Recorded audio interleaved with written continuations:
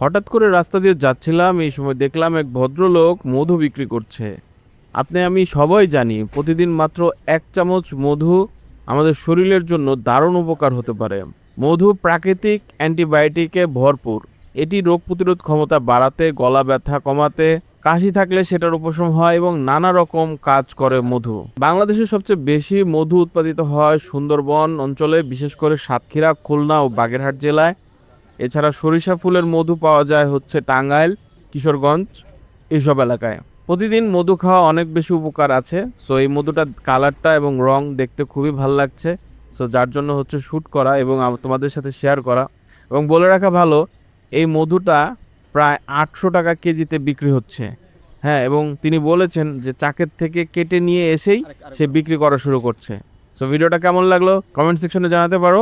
আর এমনই নতুন নতুন ভিডিও পেতে ফলো করতে পারো। ধন্যবাদ।